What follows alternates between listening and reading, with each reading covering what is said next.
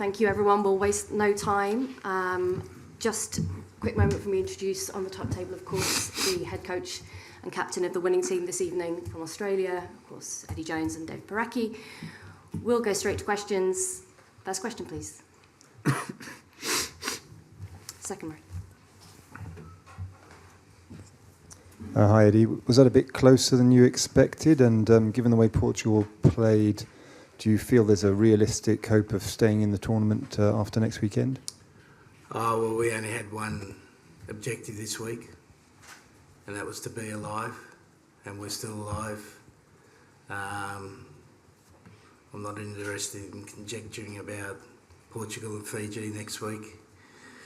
You know, as I said, we had one objective and we've achieved that. So you know, I'm pleased for the players. They've worked really hard, as they have all tournament, and they deserve some accolades for their performance today. Back through, please.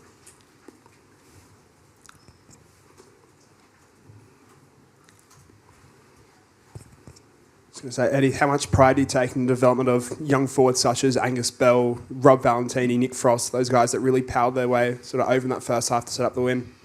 Yeah, no, they're all really progressing, those young guys. You know, when you consider most of them played under 10 tests, I think this has been a really pivotal tournament for those guys.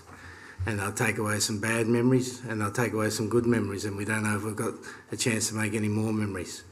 But they will have collected some important experience, some important knowledge, and the chance to learn to get better in the future.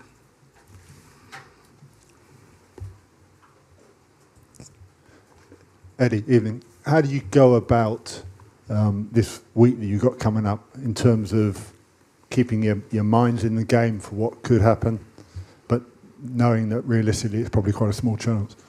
Yeah, well, we don't have to worry about whether it's a chance or not. You know, we've got a program in place where we're going to have 3 days off regardless, and then we'll have 3 days of good training, and we'll look to get better. You know, we want to finish next week better than we are now, and that's the aim. If we get an opportunity to do that on the field, fantastic. Next question. Here, please.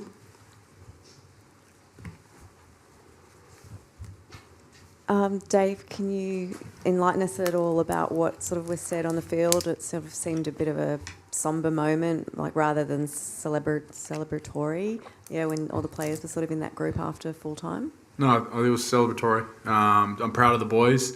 Tough week to turn it around.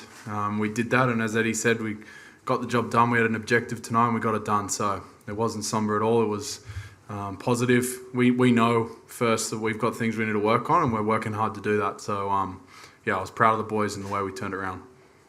And what are your plans for the 3 days off? Are most of the players going to get out of town and sort of try and freshen up somewhere? I'm not sure.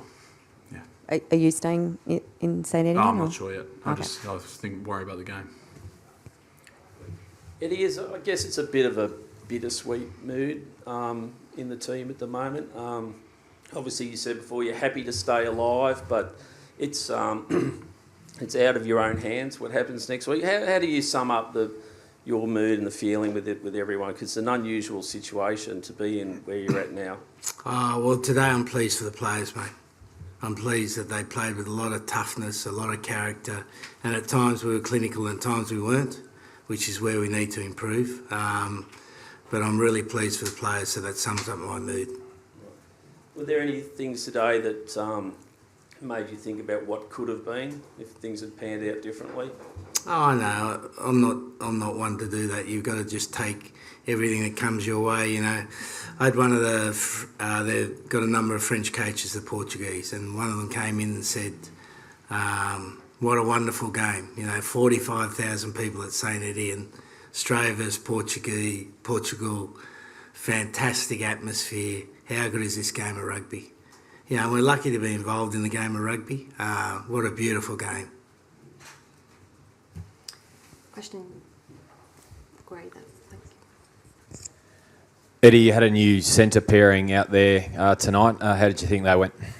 Yeah, no, pretty well, mate. You know, it's obviously a different sort of game, so it's hard to compare the performance of these two, the performance of Samu and Jordan, because they're different sorts of games, but certainly both of them acquitted themselves really well today, and worked hard off the ball. When you play against Portugal, who are a swing attack side, your centres have got to work particularly hard in defence, and they showed some good touches in attack as well. And Samu said previously he doesn't think he needs to work on his running style or address his running style. Given the incident tonight, do you think he might need to revisit that? Well, I think it was the use of his forearm, where he misjudged where he put his forearm.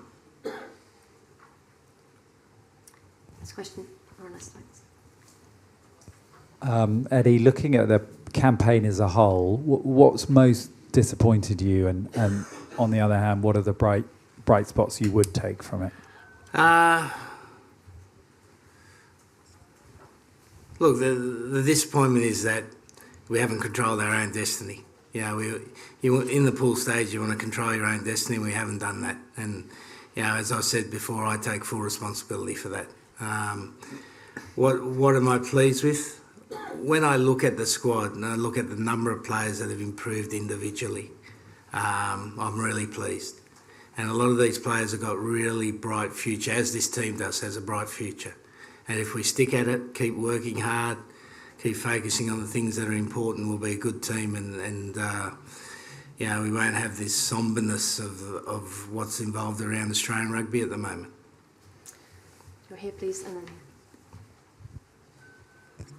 Eddie, speaking of the bright sparks, Angus Bell, a couple of them, there are plenty of them. How much do you want to be involved going forward so that you can usher through those guys over the next couple of years? Yeah, I'm going to have 3 days off and then 3 days of training, mate, so I'm heavily involved.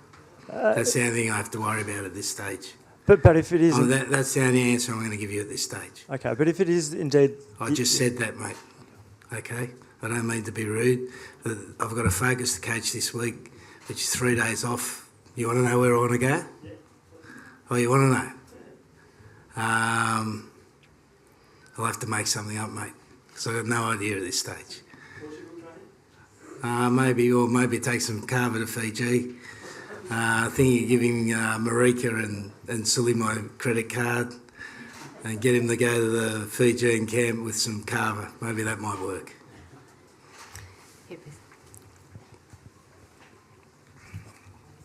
Eddie, could you just give us an update on your injuries there? Like Nick Frost, was it his knee? And also Carter obviously ruled out before the match. And was everyone else okay? Yeah, well, it's probably unlikely that Nick and Carter will take any more part in the tournament. But conversely, we've got Taniela and Will. Given we have another game, they'll be ready to go. And was Carter's injury, when did that happen? Warming up on Friday. Thursday. And then, but it was only a irritation, and then since we got a scan, it's a little bit more serious than we thought. Requiring surgery, or? Not at this stage. And Nick's, it was his knee? Yeah. We have more questions in the room. Second row, please. Hi, Eddie.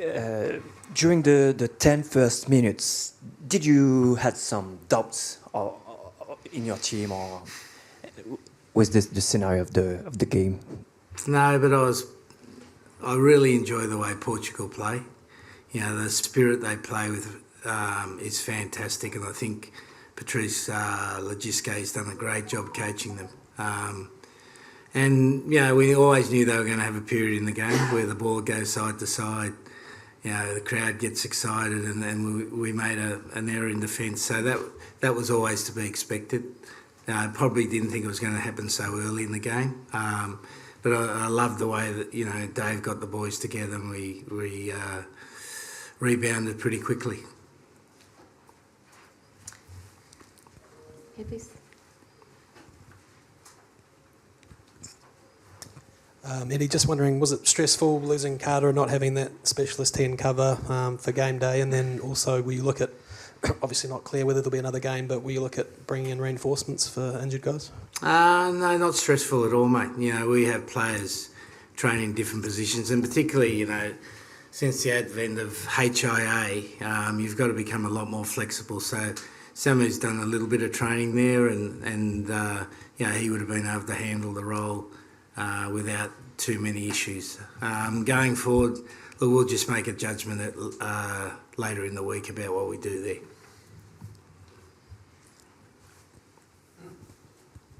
Eddie-san, at the start of the match, you had some penalties, but you didn't go for try.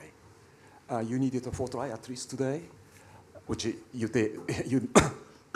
You managed to get in the end. What was your thinking behind it? Well, it was pretty simple, mate. And I recall the game. Some of the players are too young to remember, where New South Wales Waratahs were chasing a bonus point victory to make the semi-finals. I was coaching the Brumbies at the time, and the ball got kicked back to Matt Dunning, who was a fairly colourful loose-head prop, who kicked the field goal and then was jumping up and down, and they needed to score a try to get their bonus point, and they ended up missing out, and they had a massive fight that night, the players. So use that as a bit of a case study with the leaders. You got to win the game.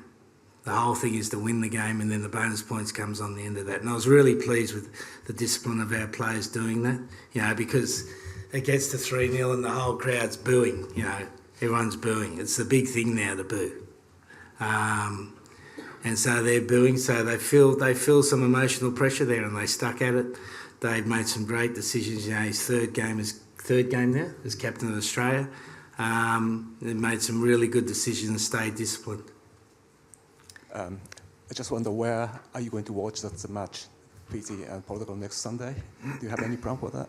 I haven't really thought about it, but we'll be back at SAINT-ÉTIENNE. So probably there, yep. I have 2 more questions behind, and then we'll go here.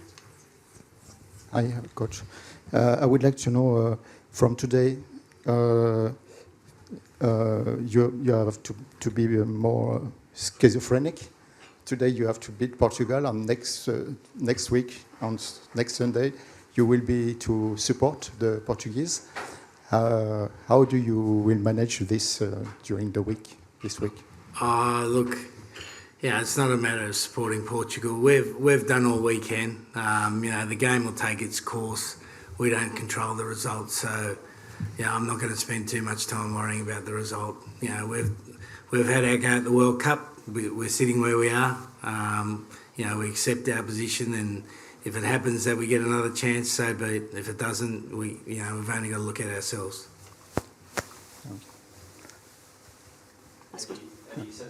Sorry, could I just ask you to wait for the microphone? Eddie, you just talked about booing. Dan Bigger was talking about it in the week, said he doesn't like the way it's in the game. What do you make of it, and when you're on the receiving end of it, how does it feel? At least they know who I am, I suppose. Look, I think, rugby's been a game based on values, and, fair play's been one of them. But I think the way we referee the game, or the way the game's being refereed, is causing crowd problems. Because we've got so many stoppages in the game now. We've got a TMO for everything. And, I'm of the firm opinion that we're destroying the flow of the game. I've said this a number of times, that we need to make the referee the sole judge of the game. And if there is something that is an obvious red card that is foul play, then we go back to that. We've got to keep the game moving. I think part of it's because the crowd are so discontent with the flow of the game. If you look at any game, I don't know how many minutes they spent down there for that TMO on the Maul try. It was obvious it was a no try. So why do we have to watch replays and replays of it? Because our game is not a game of science. It's not like cycling. It's not like rowing. It's a human game based on a contest for the ball, where we've got a number of problems in each situation. So, I've said this before, and I know it's falling on dead ears, but I'll keep going, because we've got to look after the game. And the way we support the game is important too. That was the final question. That wasn't a bad answer. Thank you very much. Thank you. Thanks, guys.